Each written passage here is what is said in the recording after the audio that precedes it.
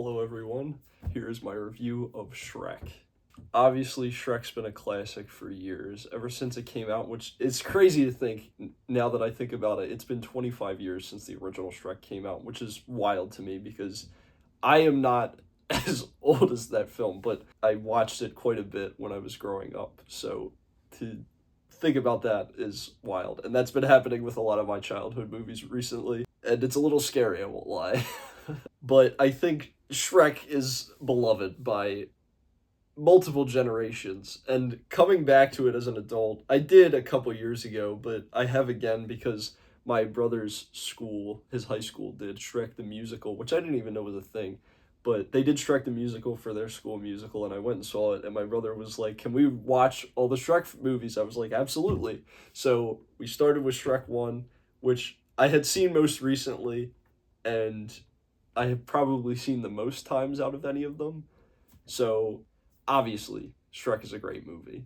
If you somehow haven't seen Shrek before and you're into animated comedies, 100% go for it. You absolutely need to watch it. Shrek is such an enduring classic for a reason. It's hilarious, it's well animated, and I want to get more into detail about that now. I think the reason Shrek is so funny is that it is everything that Disney refused to be in the early 2000s and still to this day, basically. Because really, at the end of the day, Shrek is a parody, sort of these classic Disney movies, the Disney princess movies, really. It's an inversion of everything that those movies were. It's kind of like the old marketing campaign by Sega, that was like Sega does what Nintendo don't.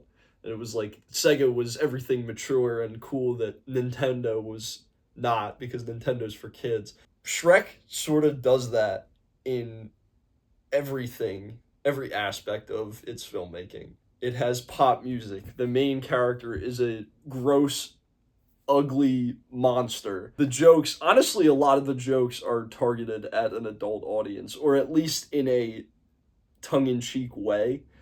A lot of the jokes are aimed at adults. And honestly, I think that's part of what makes coming back to Shrek as an adult so great, is that I finally can understand a lot of these jokes that I didn't as a kid. A lot of them are famous now, like Shrek's jab at Lord Farquaad when he says, "Do you think he's compensating for something to Donkey?"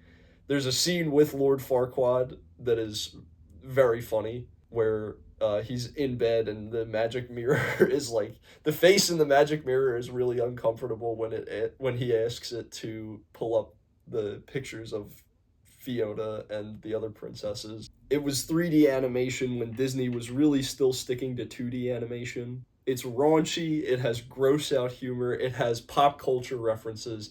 It's everything that Disney is not. And that's even baked into the story too. Like Fiona's end outcome is arguably becoming this less beautiful version of herself because it's true to who she is. And the story is still about true love at the end of the day, which is what a lot of Disney stories are about, but that's really true love and not, manufactured true love, which you could argue is the situation with a lot of the Disney princesses and their Prince Charmings. So in a lot of ways, I think Shrek is a really smart parody, and that's really what makes it so great. The animation also really holds up. Even it's been 25 years now, but looking back on this, it has aged better than even maybe some of the Pixar films from the same year or little 3 year time span around 2001. A lot of the lighting, I think lighting is the thing about 3D animation that has aged the worst when you go back to older movies, which is not to say like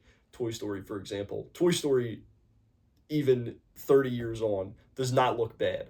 But I think the thing about it that has aged most clearly is the lighting effects. Even the lighting in Shrek still looks pretty good to this day. And it does, spoiler alert for the next four reviews, it does improve consistently across the Shrek movies. But going back to this one, it still looks great. The voice cast is also impeccable. I mean, Mike Myers' Shrek voice is iconic at this point, and that is definitely for a reason. Eddie Murphy as Donkey is equally as iconic, and that's also for a reason. Cameron Diaz is also good as Fiona. And you have the smaller roles. Like I honestly I don't know who plays the gingerbread man, but they were really good. The voice for Lord Farquaad is also great. The entire voice cast is great. But Shrek, like I said, is an enduring classic for a reason. It has lasted this long in pop culture and gotten three sequels and two spin-offs and is about to get another sequel over 25 years later for a reason. Part of that reason, obviously, is because it made a lot of money, but it made a lot of money for a reason too, because it's a really entertaining, hilarious inversion of everything that Disney was. And I think I'm more partial to that now, maybe because Disney has gone downhill and become a soulless corporate machine rather than the magical animation studio that they used to be. Even their live action films used to be magical and now they're not. So maybe I lean a little bit more into what Shrek is making fun of now than I might have if I watched this as an adult when it came out. Maybe I have a little bit of anti Disney bias, but I really do think that applied at the time as well. And that's what makes Shrek such a timeless film. So with that, I'm giving Shrek an 8.5 out of 10. It's a great movie. If you haven't seen Shrek at this point, you got to watch it. Like what are you doing? Come on. Get to it. Get with the program. But that's it for this review. Expect more reviews of the Shrek franchise because we're going to be watching the whole series. So stay tuned for that. Thank you for watching, and I'll talk to you all in the next one.